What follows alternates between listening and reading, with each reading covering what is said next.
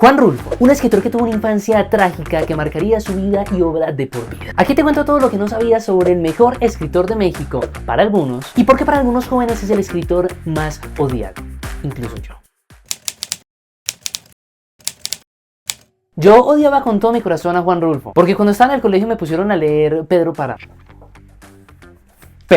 un libro que hoy digo que es una obra de arte, pero que a mis 13 años realmente odié. Siempre he pensado que cuando uno se está iniciando en la lectura y en los libros, no es recomendable coger novelas como esta, como 100 años de soledad o como Don Quijote de la Mancha. Pero a los profesores les encanta destruirle el hábito de la lectura a los jóvenes. Este tipo de libros requieren una experiencia lectora, que si uno no la tiene, lo va a terminar odiando. Como me pasó con Pedro Páramo. Pero hace poco me reconcilié con este libro. No sé si a ustedes les pasa, pero yo cuando estoy leyendo me da mucha curiosidad de saber sobre los autores y los investigo un montón. Y cuando estaba leyendo Pedro Páramo y leí sobre Juan Rulfo, realmente que lo entendí todo. Porque este señor tuvo una infancia súper trágica y todo eso se ve reflejado en su literatura. A ver, mejor dicho, desde el principio. Rulfo nació en México en 1917 y vivió sus primeros años en el campo, o en rancherías como lo llaman allá. Y venía de una familia que, si bien no era millonaria, pues tenía algo de poder adquisitivo, pero que con el paso de la Revolución Mexicana quedó totalmente arruinada. La revolución, que ocurrió entre 1910 y 1917, marcó bastante la vida de la familia de Rulfo, porque la guerra se vivió principalmente en el campo y ellos tenían gran cantidad de tierras que tuvieron que vender y realmente terminaron en quiebra por culpa de la crisis, justamente cuando nace Juan Rulfo. Entonces, la verdad es que arrancó con el pie izquierdo. Y para acabar de ajustar, cuando tenía 6 años le mataron el papá y cuando tenía 10 años le mataron a la mamá y queda totalmente huérfano. A esa edad se lo llevan a vivir a la ciudad de Guadalajara con su abuela, con la que solo pudo pasar un par de meses porque también se murió y lo mandaron a un orfanato. Por eso digo que es que tuvo una vida muy trágica este niño. Y todo eso se vería reflejado en su obra más adelante, la muerte.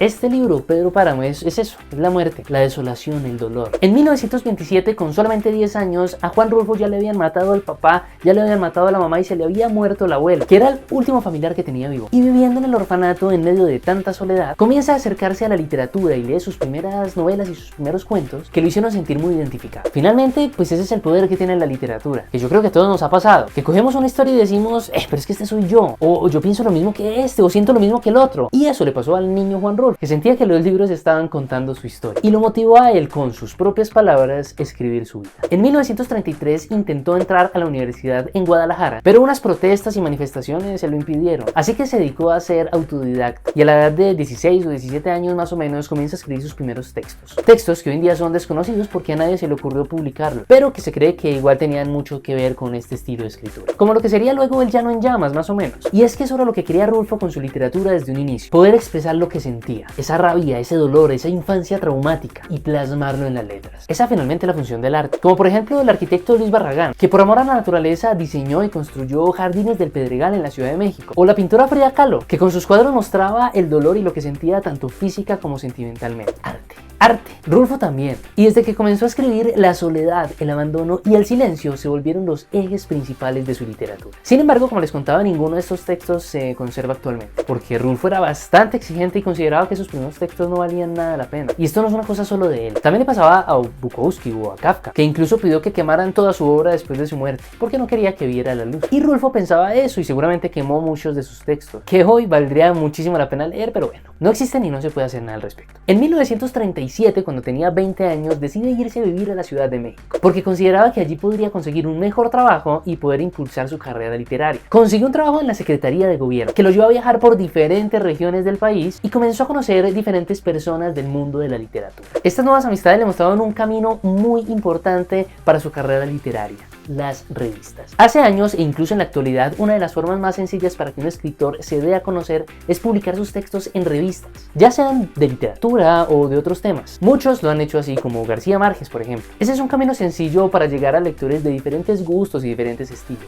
A ver, no digo que sea fácil que una revista te publique un cuento, digo que si te lo publican es más fácil que la gente te conozca, que te puedas abrir un camino como escritor. Ese fue el camino que tomó Juan Rulfo a los 25 años, cuando era un joven novato de las letras. Se acercó a la revista Pan de Guadalajara y a la revista América de Ciudad de México, y ahí publicó sus primeros textos. Bueno, también hay que decir que sí, los textos de Rulfo eran buenos, pero no es como que por eso solamente se lo hubieran publicado. También fueron los contactos que había hecho hasta ese momento. Rulfo ya había trabajado para esas revistas como fotógrafo. ¿Fotógrafo? Sí, fotógrafo. También era fotógrafo. Y tomó todas estas fotos que estás viendo en pantalla. Una fotografía además muy buena, muy artística, muy expresiva, que intentaba también retratar esa esencia del paisaje rural mexicano. Sin duda, si Juan Rulfo hubiera vivido en esta época, seguramente tendría un Instagram bastante exitoso. O estaría haciendo bailes de TikTok, quién sabe.